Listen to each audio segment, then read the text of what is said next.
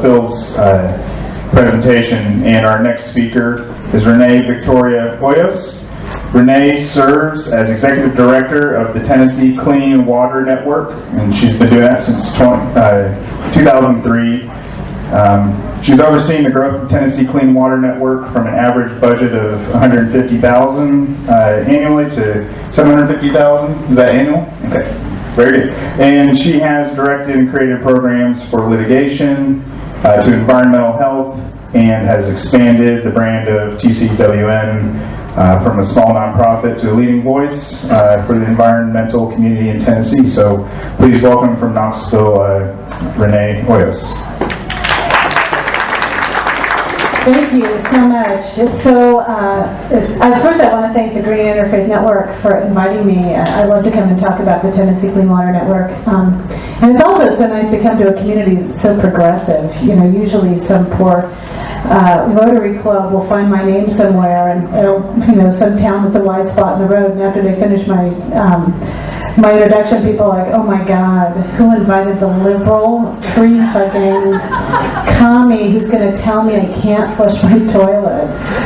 So, Johnson City's pretty amazing, actually. I've had a couple of kind of tough acts to follow here. I also want to thank, if Anna McKay is still here, I really appreciate the comments that she had, because that's a conversation, diversity and race is a big conversation in the environmental movement that frankly hasn't really progressed all that much, unfortunately. So I thought that was great. I also have to say, I want to make a little bit of a membership pitch. We're offering an Earth Day special, $10. You're a member of the Tennessee Clean Water Network, and you get this fancy, very stylish buff. So see me at my table. I'll be here till 4. So the Tennessee Clean Water Network's been around a long time. We're going on 17 years here, and in that time we've accomplished quite a bit around water pollution protection. I'm going to talk to you a little bit about some wetland work we do, but I'm also going to tell you, who here has heard of us before today? Oh good, we got a few people. Okay, great.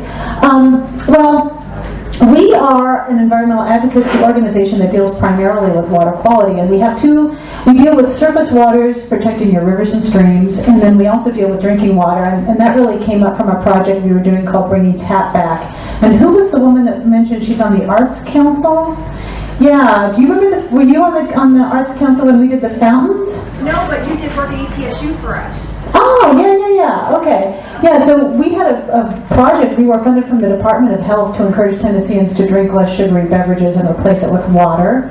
And we made water more accessible by installing bottle refill stations. We had hoped to do 25. We'd never done anything like this, so we were white knuckling it, and we ended up doing 75 in 3 years. And you've got a bunch here. Have you been to Carver Park? Right by the garden, there's that outdoor drinking fountain that's local art for children. There's an organization here that helps children do art projects, and so it's decorated with that. Really nice. I was at the Memorial Center on Thursday with the Bluff City folks talking about sewage, and they have one of our indoor fountains. So look around, you'll see it. You'll see our logo on it there. So, but we're also really known for our policy work. We've been doing water quality policy for 15 of the 17 years we've been here. And I'm going to talk about a wetlands project that we did. How many of you know that there is a pollution permitting scheme in Tennessee, actually in all the states? Are you all familiar with this? So it's called we got one back there, yay. It's called the National Pollutant Discharge Elimination System. It's from the Clean Water Act. And basically every company that discharges to waters of the state has to fill out this big document that says how much of what they're going to discharge and how often they're going to test it and what happens if they exceed their limits. So when we think of pollution, we often think of it as something that happens like BP, that's a pollution event, or the coal ash disaster we had in 2008, that's pollution. But I don't think what we realize is that pollution is ongoing every day to some degree, and it's permitted. It's called discharge, not pollution. But this is stuff that probably doesn't belong in water, but the state permits it. And one of the things that Tennessee Clean Water Network does that I am particularly proud of is that we watch every one of those permits. They come out, they're publicly available. They're large, cumbersome technical documents. I have a staff person that does nothing but read them. and then she comments on them. And then if the state does not make her comments, we have the right to appeal it, which is a tiny lawsuit, to the administrative judge. And that stops pollution before it starts, because if we can get those permits ramped down, then we don't have to worry about them in the longer run. Then we're watching that discharger to make sure he doesn't exceed. And once they start exceeding, once they start discharging too much and telling the state, oh, we don't have enough money to fix this problem, we don't know what to do, and the state says, okay, take your time, fix it when you feel like it, we can step in through the power of the Clean Water Act and sue the discharger, and we just bypass EPA, TDEC, the whole 9 yards. We can come in, and we have done that. And one place where we did that was up here in Kingsport, up here, right? I always get Kingsport and Kingston mixed up. That's terrible. It's what happens when you're middle-aged. But the Holston Army Ammunition Plant, you folks heard of that? Yeah, they were dumping RDX into the river at levels so high that the Rogersville drinking water plant was serving it up to their customers at about 3 times the rate that they should have been. Yeah, it was bad. TDEC came in, did an enforcement order, said, clean it up when you feel like it, anytime you get around to it, please. And we saw that enforcement order, and we went after them and said, no, you've got to have a gate. And I thought we would never finish that case. I figured the Department of Defense is never going to let us go. I'll be turning that case over to the next generation of attorneys at the Tennessee Clean Water Network. No, they settled right away, and they have not discharged RDX since we settled. So, yeah. And you guys were getting some of that, the river runs by you too. So there's one instance there. Another thing that we do, and I sort of feel like I'm preaching to the crowd because y'all know all these issues, is the importance of wetlands. Wetlands are really important, especially when it comes to climate change and flooding. And we have basically destroyed probably 2/3 of our wetlands here in Tennessee, mostly in the west. Through the Swamp Busters program. For those of you that remember, the Swamp Busters program encouraged draining and wetlands for farmland. And at the time, it was a good idea, but now we don't have that many wetlands. We have them in small pockets. So I was heartened to hear that Johnson City is going to be doing some wetland remediation. I think that's great. But let me tell you a little bit about wetlands, because they're really important. We don't have a whole lot of them, so you can go to the next slide. What do I have on the next slide? Oh, that's who we are. Already said that. One more. So we have a wetland inspection program. I love this picture. This is a consultant we work with, Barry Sulkin. That is a wetland. That is a mitigated wetland that the state approved. Isn't that beautiful? It's all rocks. So next slide. So when there's a development and a developer wants to impact a stream or a wetland, they have to get permission, and there's a number of ways that the state deals with impacting streams and wetlands. It's called usually just mitigation. And we have issues with the mitigation program in Tennessee, but basically the mitigation is such that you can avoid it, which we love. Please avoid the wetland. We can put a man on the moon. I don't know why you can't build this building around a wetland or a stream. Or you can mitigate on site, which means that you can if you're going to impact these wetlands, then you have to build wetlands over here on the same site. Well, if there aren't wetlands there already, what is the likelihood you're going to get? I mean, you can't just plant a couple of cattails and call it a wetland. It's a little bit more complicated than that, but that's another option. A third option is that they can pay into something called the Tennessee Stream Mitigation Program. And there's various prices depending on how valuable the state sees the resource, and so the developer would pay, and then that money piles up, and then that money is vulnerable when the state is having financial trouble, which happened several years ago during the decline, the recession. And so then that money is a big pot of money. It's sitting at the state, sitting in Nashville, and that goes for other mitigation projects. And so sometimes that mitigation project that your developer here in Johnson City paid for is actually going to increase acreage at Black Swamp, which is nowhere near this watershed. And so that program ends up incentivizing getting that resource developed outside of the watershed. And so we've been really forceful about our comments, like it's got to be within a certain watershed distance. You can't just mitigate for Johnson City in Lake County, Tennessee. That's just unacceptable. Did I cover everything? Okay, so can you run it back one more time, make sure I got everything like that? Yeah, there we go. So what we do is we look at these permits, and these permits have a 5-year lifespan. And so we take permits that are 5 years old, and we dust them off, and we go wetland hunting. And so staff get in trucks, and they spend a week probably tooling around, and they go out and evaluate to make sure the wetland mitigation was performed, and that the property is protected by a deed restriction. So those two things, and what we've been finding is, no, actually, the work probably likely hadn't been done, or if it had been done, it hadn't been done well, and there's no deed restriction, so somebody can come back, purchase that property, put a house on it. I used to have a great picture of that guy in that first picture. He was standing in front of a house. That was a wetland in Granger County that they just built a house on because it wasn't protected with a deed restriction. So then we take our list of unfinished projects, and we write a letter to the state, and we say, state, this is your problems, here are the pictures, here's the permit, this is what was supposed to happen. And the state used to ignore us. They ignored us for a long time. And finally we told on the wetland people to the commissioner, and we said, your people aren't responding to us. And so he made them. And now, because of that, there is a bona fide wetland program that is monitoring this a lot more carefully. However, a few slip through the cracks. And I'm going to tell you about this one up in Jonesboro. So, in this case, the Meadow Services Station, and that's the permit number. This is a little stream that goes into Little Limestone Creek. You guys know what Little Limestone Creek is? In Jonesboro, yeah? Okay, see this dirt? That was a stream at one point. And this person bought this property and was going to put a gas station on it, and then the crash happened. And at some point, which I'll show you in a minute, they filled the stream and then they abandoned the property. So let's go to the next slide. So this happened in 2010. So they got this permit. So like I said, we wait 5 years, and they wanted to relocate 245 feet of stream,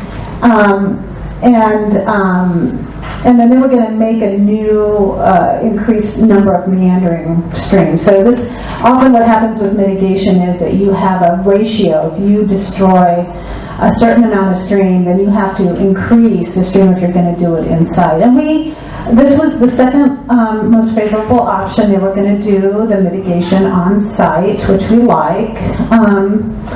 And then they were supposed to do native plantings. This is right by a greenway. There's a beautiful wetland behind it. They were going to develop right by the road. And then when it was 5 years old, of course, in 2010, actually, it was more like, I think, 2016 when we got around to it, we went out to do our wetland inspection. So, next slide. So this is what the stream looked like in 2011.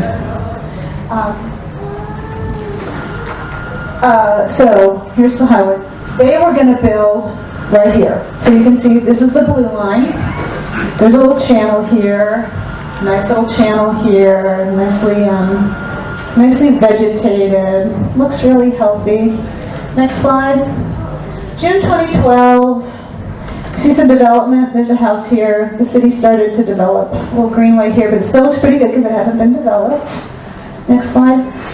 January 2013, still looking pretty good. This road, if you'll go back a slide, this road here is this road right there. So we use Google Maps a lot to do a lot of our research.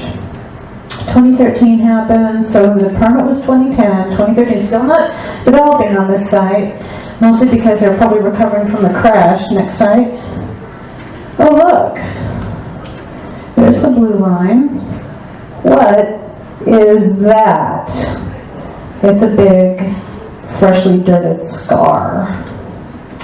And then there's some other development going on over here. There's actually a gas station that this neighborhood hates going on right here, but we're concerned about this property. So that's 2015. So we go out there. We went out there, I think in October 2015, and we saw this scar. We went out there and you can see that? Looks pretty fresh. So we told TDEC, you got to go out there and take a look at this and do something about it. Well, they went out and looked, and they went, we don't see anything. The stream looks fine. Where is this in a stream? Yeah, it's no stream, yeah. Next slide. I don't know if you can see this from here. There's the bobcat used to fill in the stream. And, GDIC was like, you do what you want, but we don't have a beef with this. And of course, the defendant, well, I think I'm getting ahead of myself. Anyway, clear, is that not a disturbed stream? That is a buried stream. Okay, next slide. And here you can see again, now the greenway's completed, and then there's the stream, and then there's the bobcat. So over time, the stream has been messed with. So, and then I think they went out, so this is a picture we took last year in June, and I think this is what they saw is grown over. But it's still like it's like a dirt bike path where the stream once was. I mean, it was pretty obvious to me, and I'm not much of a biologist anymore, but I could tell the stream had been buried. Okay, next slide. So we said, okay, the state's not going to do anything about it. So like I said, we can take the power of the Clean Water Act, and we can do it. So we sued on September 27, 2016 against the permit holders, and I'm putting them up here publicly because this is public information. So, and then on December, well, actually we filed a notice of intent. If you're a third party, you have to give the defendants 60 days to clean up or come to you, and then on day 60 you can sue. So we sued in December of 2016. Merry Christmas to Elite Properties Development. And so there you are. So in a nutshell, that's kind of the things we do. Well, people always ask us, do you do water samples? Not really. With pictures like that, you don't need water samples. And frankly, there's really no water there right now, although the stream did cut itself a new path, which streams will do. Right by that scarred area is its desperate attempts to cut itself back into its own channel. And so there was a section that was terribly gullied. And then all the trees we saw on that first slide are in a pile on the back part of the property. So stay tuned. You'll probably be hearing about it in the paper once this thing gets resolved. I'm not quite sure how it's going to get resolved because we've been having some trouble with the defendants, but that always happens. At any rate, so that's an example of what we do. It's what we do, what we've done near your community. And for those of you that were watching TV on Thursday night, we were up here working with Bluff City. We had a big town hall meeting to get to the bottom of what's going on in their sewage system. Folks there are suffering pretty badly from overflows on their property, which is gross. So that is us in a nutshell. Do I have time for questions, or have I eaten up all my time? No, you have time. Oh, okay, cool. Anybody have any questions for what we do? We did. Yes, in the back of the green. I hope this doesn't sound like a dumb question. No, there's no such thing. I'm sitting here wondering how you interact in terms of the president's executive order to, if I have it right, undo the Clean Water Act. Waters of the country. Oh yeah, so there's a couple. Yeah, I know it's been rough. I feel like just yesterday I went to sleep thinking we were going to have a different kind of outcome, and it's been a bit like drinking out of a fire hose for sure. So what I say about the Trump administration is that for those of us that remember the Reagan administration, it's very similar to that, with more maybe over bigotry and hatred. For those of you that remember Ann Gorsuch, who was Reagan's administrator of EPA, well, her son is Neil Gorsuch, the new Supreme Court. Yes. So there's lots of similarities there. Anne was attached by the hip to the oil industry, and her big claim to fame was she was at a press conference and she showed like this big stack of paper. It's probably all blank. So these are EPA regulations, and when I got here, these are EPA regulations now. Frankly, we haven't really recovered that well from then, to be honest. And his stated goal is to get rid of the EPA, and which will be bad for so many reasons. And oddly, we don't realize, and people that are saying, "Oh, the EPA is bad," don't realize how embedded EPA programs are into our lives. Things that we take for granted are going to be cut, that we don't even realize EPA has a stake in, like radon. The radon program came up through EPA, and we're not going to have that anymore. That's zeroed out. Environmental justice, that's zeroed out. The water program, that's zeroed out. The state told me that they will be required to do more work and have no money. So the state, we've always had issues with the state and our enforcement program. That's only going to get worse. And so organizations like us become more important because they're probably not going to get rid of the act. They're going to kill it by starving it. So organizations like us can just step in and do some of the dirty work the state couldn't do, or wouldn't do, or won't be able to do. But it is going to be a hardship if anything like that budget passes, especially for the state. The state is quite worried because it's going to have more responsibility and less money. Did you have a follow-up, ma'am? Just a real quick follow-up. So with what you have just said, for all the people sitting in this room that are concerned about this, you can call the White House at 456-202-456-1111, and you will be put on hold for quite a long while. Be prepared to wait. No, about half an hour. That's been my experience. But you can call, and you can call our senators and our representatives and let them know that this is entirely unacceptable. Mm-hmm. That's what happened to Ann. When she started going after these regulations, people were like, wait, what? You're getting rid of our health?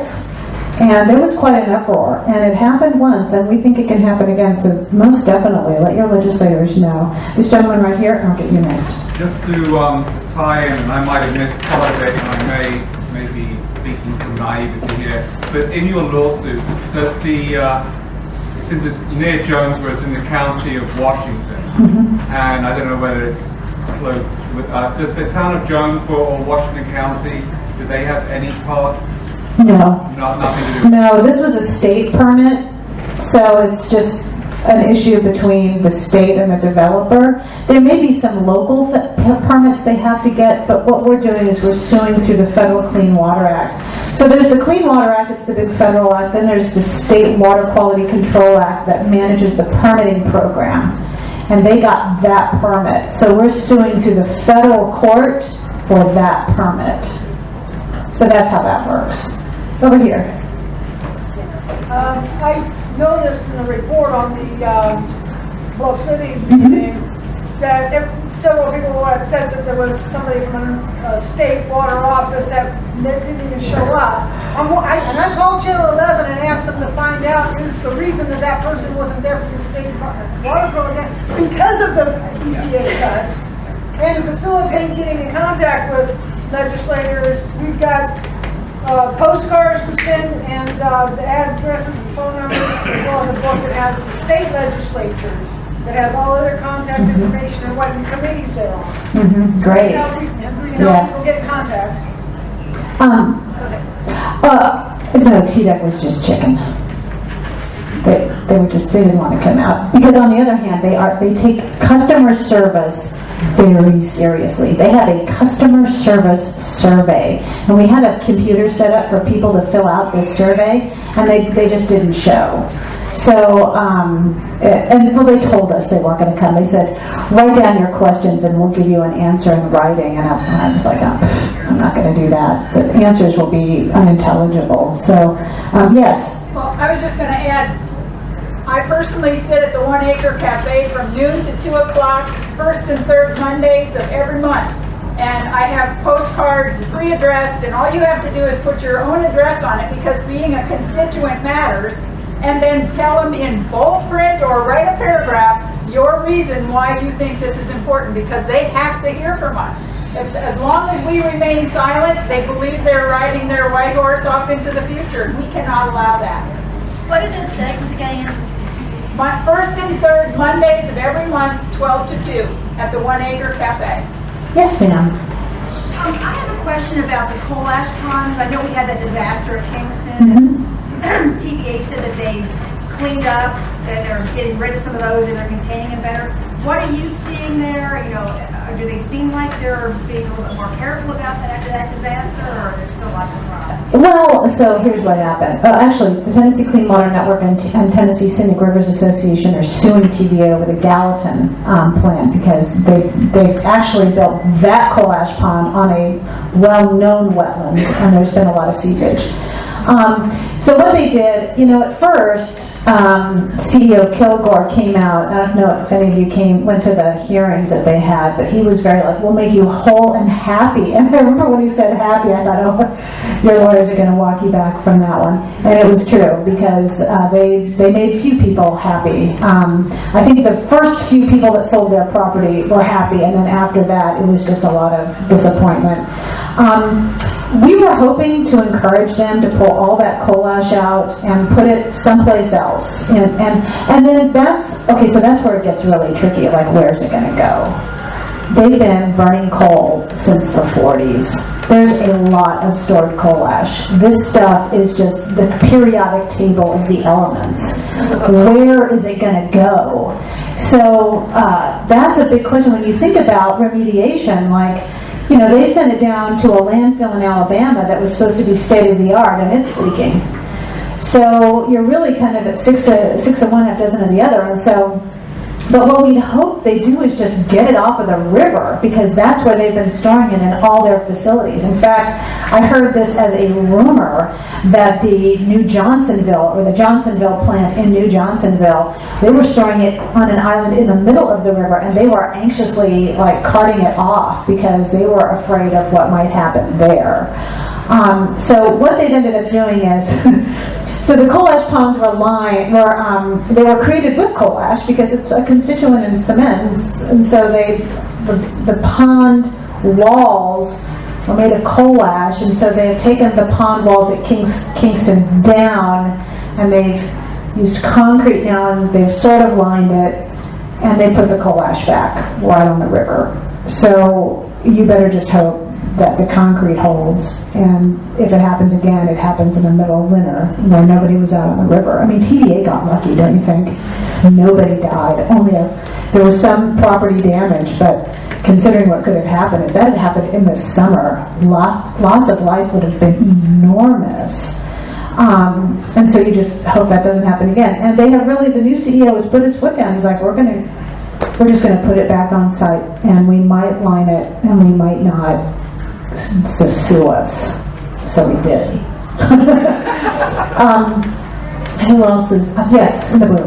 Just to follow up, I'm quoting the New York Times. They figure out that in your Gallatin, they figured out that in the Cumberland River, from 1970 to 1978, more than 27 billion gallons of that slurry has gone into the water. Just so context, that's 100 times more than the size of the Deepwater Horizon oil spill. So that puts it in context. And it's above the drinking water intake on that river. So yeah, it's a little stunning when you see what's happened over all these years. Any other questions? Yes, in the back.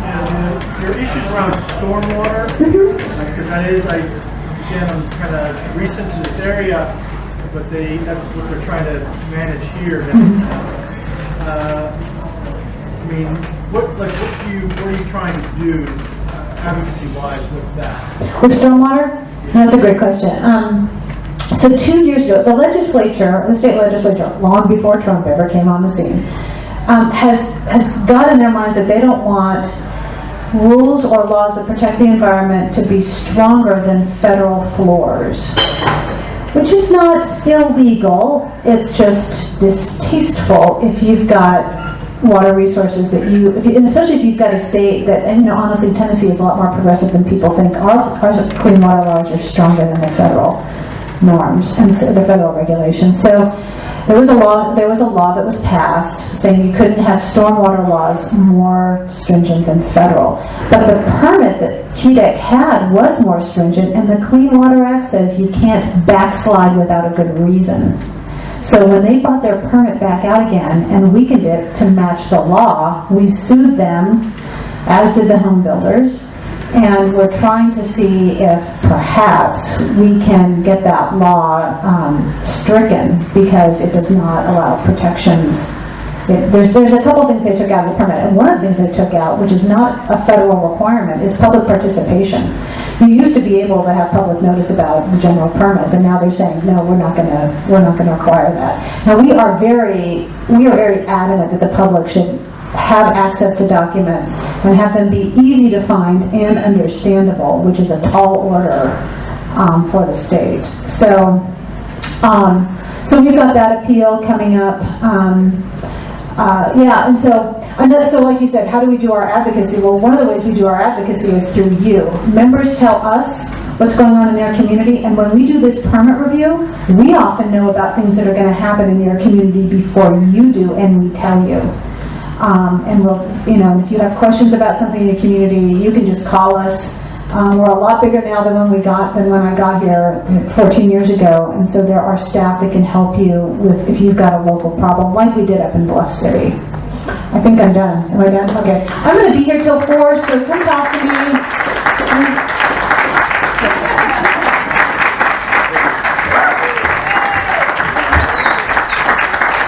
Thank you, Renee. All right, our next presenter will be coming up in about 10 minutes. So we'll just give y'all